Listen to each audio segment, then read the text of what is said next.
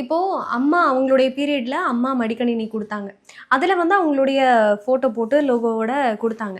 இப்ப வந்து நம்ம ஸ்டாலின் சார் வந்து மடிக்கணினி குடுத்துருக்காங்க. பட் அதுல நெறைய எம்பெடடான நெறைய விஷயங்கள் இருக்கு. என்ன அதுக்கு இருக்குன்னு நெறைய சொல்லுங்க. நான் பார்க்கல ஒன்னும் எனக்கு தெரியல. அதுல வந்து கலைஞர், அப்புறம் வந்து நம்ம ஸ்டாலின், அதுக்கப்புறம் உதயநிதி அவங்களுடைய வால்பேப்பர் அந்த மாதிரிலாம் இருக்கு அப்படின்னு சொன்னாங்க.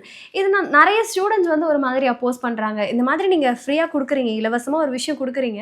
நாங்க வெளில எடுத்துட்டு போய் அத உபயோகப்படுத்தும்போது, நீ வந்து இதுதான் யூஸ் பண்றியா? ஒரு மாதிரி லேபிளிங்கா வந்து இருக்கு. நாங்க குடுக்குறோங்கிறத சொல்லி அப்ப காமிக்கிற லேப்டாப் மாதிரி திருப்பி இருக்கு. கொடுத்துட சொல்லுங்க. அப்படிங்கிற மாதிரி லேப்டாப் சொல்றாங்க. அத அவமானமா நினைச்சாங்கன்னா திருப்பி கொடுத்துட சொல்லுங்க. எனக்கெல்லாம் இது ஒரு பிரச்சனையே இல்ல. இப்ப நான் அத வாங்குற இடத்துல இருந்தேன்னு வைங்க. எனக்கு ஒரு லேப்டாப் கிடைக்குது. அதுல கொண்டு நான் எப்படி முன்னேறலாம்னு தான் நான் யோசிப்பேன். எனக்கு இதெல்லாம் ஒன்றும் பிரச்சனை இல்ல. சோஷியல் மீடியால இப்ப நீங்க சொல்ற அந்த மேட்டர் ஆஃப் டிக்னிட்டி ஒரு பிரச்சனையாச்சு. ஒரு ஆண்டுக்கு முன்னாடி நான் நெறைய பேருக்கு அப்பப்போ தேவையை கேட்டு எனக்கு நிறைய பேர் மெசஞ்சரில் ப்ரைவேட் மெசேஜ் அனுப்புவாங்க. எனக்கு கை கால் இது ஊனமுற்றவன், என்னால் பெரிய வேலைக்கு போக முடியாது, எனக்கு ஒரு சின்ன முதலீடு கிடைச்சா நான் சின்ன தொழில் கடை போடுவேன், எனக்கு இப்போ பரீட்சைக்கு கட்ட பணம் இல்லை, இப்படி நிறைய பிள்ளைகள் கல்லூரி இதெல்லாம் நான் உடனே இப்போ ஃபேஸ்புக்கில் போட்டு அவங்களுக்கு காசு வாங்கி சேகரித்து கொடுத்து இந்த மாதிரி தொடர்ச்சியாக பண்ணிக்கிட்டே இருக்கிறேன். ஒரு பையன் குறிப்பிட்டவன் திருவண்ணாமலை மாவட்டத்தை சேர்ந்த ஒரு இளைஞன் வந்து, தம்பி நான் உன் பேரை போடலாமா, இந்த மாதிரி போட்டு ஊர் பேர் போட்டு இந்த மாதிரி தேவை இருக்குது, அவனுக்கு கல்விக்கு கட்டணம் கட்ட இது இல்லை, போட்டு முடியவே முடியாதுட்டான். அது எனக்கு அசிங்கம் என் ஊரில்.